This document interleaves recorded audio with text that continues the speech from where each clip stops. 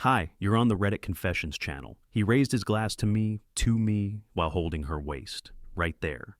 In the middle of a party I didn't even want to attend. Under string lights and fake laughter and everything else that made the night feel like some twisted theater. I don't know why I froze. Maybe it was the fact that my wife didn't even try to move away. Maybe it was how she leaned into him like she belonged there, like I was some forgotten ex-boyfriend she pitied. But for those few seconds, everything else disappeared. The music, the people, the heat from the wine I hadn't finished. All gone. Just him, her, and me, standing across a room that suddenly felt like a courtroom. And the worst part? He winked. That's when I knew. This wasn't some innocent misunderstanding. This wasn't a work friend or someone from the gym. This man knew exactly who I was, and he didn't care. The truth is, the signs were there. Weeks before. The new perfume. The nights she said she was too tired to talk. The way she started dressing up for grocery runs and putting her phone on silent during dinner. I told myself I was paranoid. That I was just overthinking things again like I always do. That I should be grateful someone like her still came home to someone like me. But this was deliberate. I wasn't even supposed to be at that party. I had a pounding headache, a stressful week. I told her to go without me, to have fun, relax, network. But she insisted, said it would look weird if I skipped it. Now I know why. She didn't want me there because she thought I'd keep my mouth shut. She thought I'd stand in the corner like I always do, smile politely, and die quietly inside. And I almost did. Until he looked me dead in the eyes, squeezed her hip, and said, loud enough for the people around us to hear, "She's mine now." People turned. She laughed. He smirked. And me? I stepped forward. Slow. My voice shook. Not with rage, but something deeper. Something sadder. Leave, I told him, or regret it forever. He didn't move, not yet. But something in his face changed. Like, for the first time, he realized I wasn't just background noise. I know what you're thinking. That I lost it. That I punched him. That I made a scene. But no. What I did next was quieter, and I think far worse. But he didn't flinch. Not at my words. Not at the tension tightening around us. Not even when people nearby went quiet just enough to hear what I'd said. And my wife? She didn't move either. She stood there beside him, glass in hand, like she belonged to someone else now. Someone bolder, someone newer, someone shinier. I waited for her to say something. Anything. But all she did was sip her wine and look away, like I was the one embarrassing her again. I should have left right then. I should have spared myself the rest of what I saw. But I didn't. I just stood there, burning in my own skin, pretending I still mattered in that room. Knox finally leaned toward me, casually, like we were just two men talking about football or traffic. "You don't have to make this harder than it is," he said, voice smooth like the scotch in his glass. "You knew this was coming. She chose me." The arrogance in his tone would have been laughable if it didn't sting so badly. And Delaney? She didn't deny it. Her silence was louder than any scream. That was the moment I realized the betrayal wasn't just physical. It was emotional. It was spiritual. It was years of little neglects adding up to this final, brutal conclusion. And as I looked around that room, all those strangers watching like it was entertainment, I understood that I'd been written out of my own story. I didn't cause a scene. I didn't yell. I didn't throw my drink or make some movie-style speech. Instead, I nodded, just once. Then I walked out of that party, down the long driveway under strings of golden light, past cars that probably cost more than our entire house. I didn't look back, but I wasn't done. Not by a long shot. I didn't go home right away. I couldn't. I drove with no direction, just silence and the sound of my own thoughts unraveling. My hands were still trembling on the steering wheel. The headlights lit up empty roads while my mind kept playing that scene on repeat. Her leaning into him, the way his hands settled on her waist, her eyes avoiding mine, like I was already gone. I pulled over near an old gas station and just sat there, for maybe an hour, maybe two. I don't even remember. All I know is my phone buzzed sometime after midnight. It was a text from Delaney. "Hey, sorry you left early. Everything okay?" I stared at that message like it had come from a stranger. Not even a trace of guilt, not even a fake apology, just casual indifference. I didn't reply. I couldn't. What was I supposed to say? Thanks for letting your lover announce he owns you now. See you at breakfast? I didn't sleep that night. I lay on the couch when I eventually got back home, staring at the ceiling while the hours crawled past. Her side of the bed stayed cold until just before sunrise, when I heard the front door quietly click shut. She tiptoed in like a teenager sneaking home, heels in hand, perfume still fresh. I pretended to be asleep. She didn't say a word. In the days that followed, everything got stranger. She acted like nothing happened, made coffee, left laundry folded on the bed, watched her shows like usual. I think she assumed I would never bring it up. And for a while, she was right. I said nothing. Because I didn't know what kind of man I was anymore. Was I pathetic for staying silent? Or would I be pathetic for begging her to explain? But the silence was eating me alive, so I made a decision. If she wouldn't tell the truth, I'd find it myself. And what I discovered, it changed everything. 3 days passed, 3 whole days of her pretending we were fine. She hummed in the kitchen, scrolled TikTok on the couch, even asked if I wanted to grab brunch on Sunday, like none of it happened. And maybe that would have worked if I hadn't already seen the truth with my own eyes. Maybe if I were still the version of myself that believed every excuse and smiled through the pain, I would have sat across from her at some overpriced cafe and pretended her betrayal didn't live rent-free in my mind. But that version of me had died at that party. On the 4th night, after she went to bed, I did something I never thought I'd do. I opened the small closet in the hallway, the one she always said was just full of old shoes and scarves. It wasn't locked, but it might as well have been, considering how carefully she guarded it. I flicked on the overhead light and started digging. Beneath a pile of untouched winter coats, I found a black duffel bag. Inside were clothes I'd never seen her wear, receipts for dinners I wasn't at, a second phone, yes, an actual second phone, and a silver key card with a hotel name etched into it. I stared at that phone for a long time before powering it on. There was no passcode. Maybe she thought I'd never find it, or maybe she just didn't care anymore. The messages were all there, dozens, hundreds, her and Knox, voice notes, photos, plans, nicknames. One text from her read, "He's so fragile, I almost feel bad. But you make me feel alive." My chest caved in reading that. I felt like I couldn't breathe.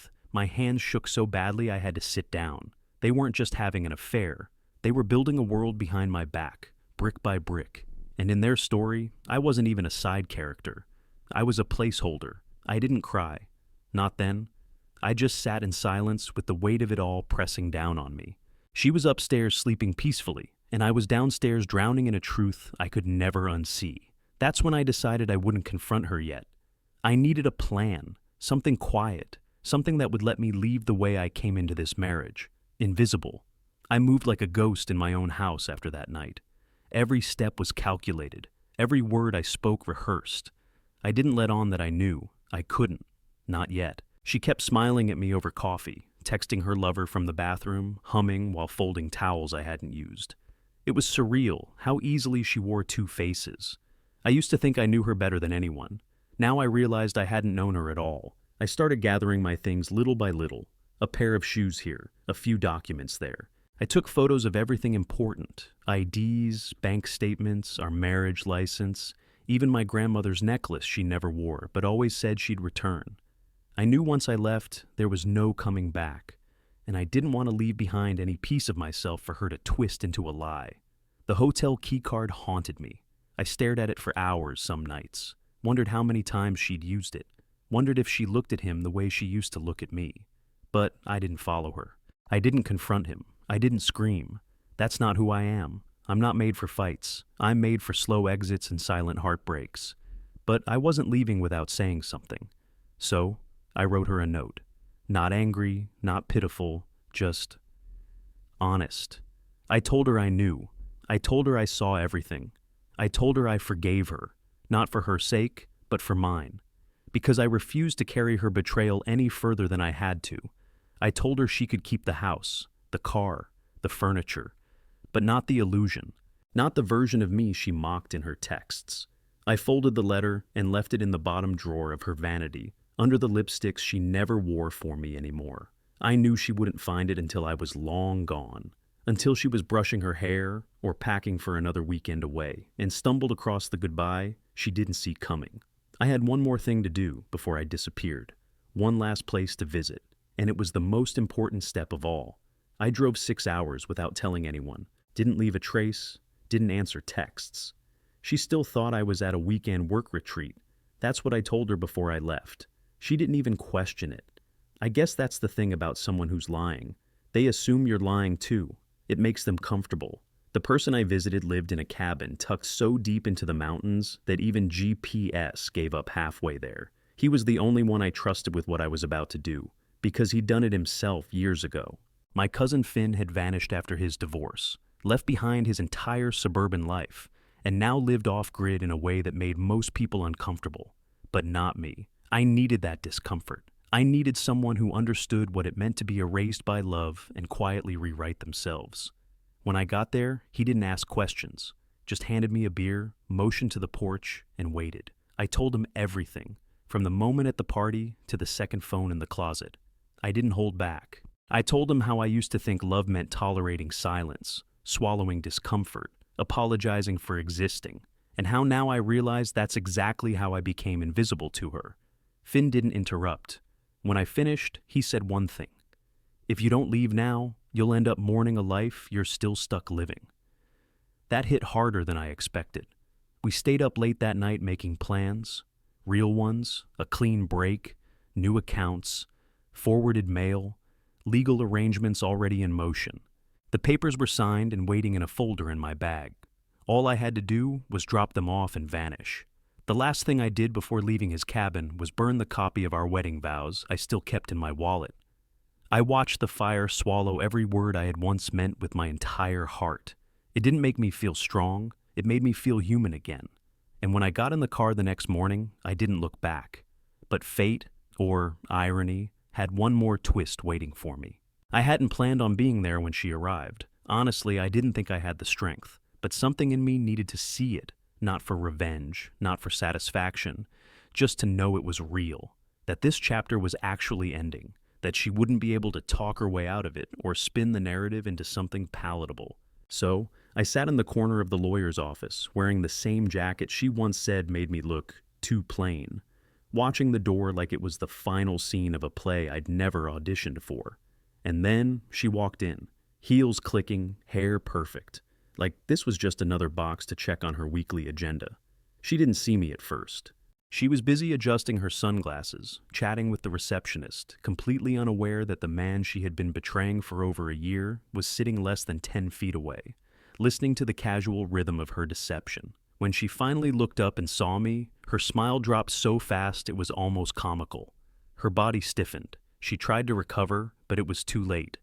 The mask was gone. All that was left was confusion, panic, and a flicker of something that looked dangerously close to fear. "Why are you here?" she asked, voice lower than I'd ever heard it. I didn't answer. The lawyer did. He slid the folder across the table toward her. Divorce papers, with everything already sorted. No drama, no fights, just clean exits and final signatures. I had waived most of what I was owed. I didn't want the house. I didn't want the car. I didn't want the life she had turned into a lie. I just wanted out, completely. She flipped through the documents like she couldn't believe it was real. "You're serious," she whispered. I looked her in the eye for the first time in weeks and said, "You made your choice. I'm just signing off on it."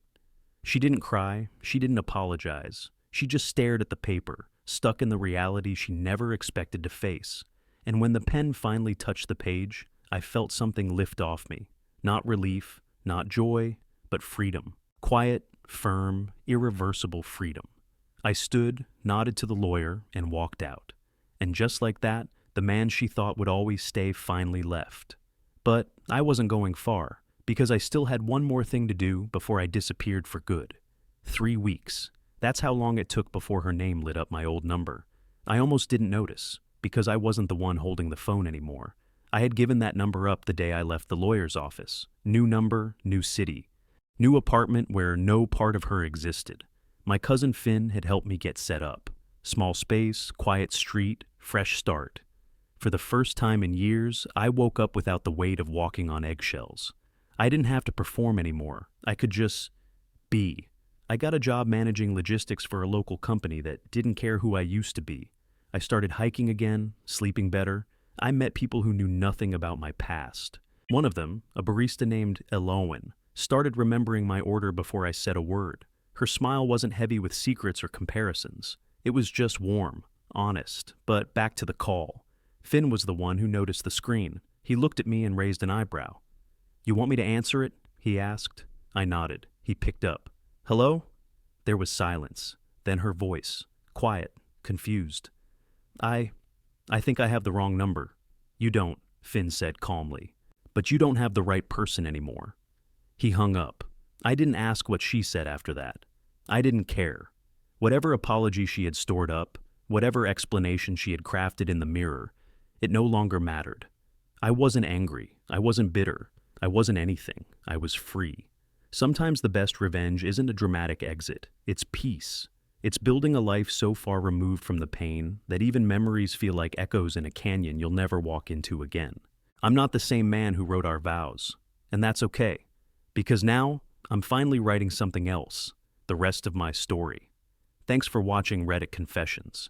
If you've ever had to walk away from someone who didn't see your worth, tell us in the comments. And while you're at it, share a shocking event from history that still fascinates you today. We want to hear your stories, your reflections, and your turning points. Don't forget to subscribe for more powerful real-life tales every single week. Let's heal together.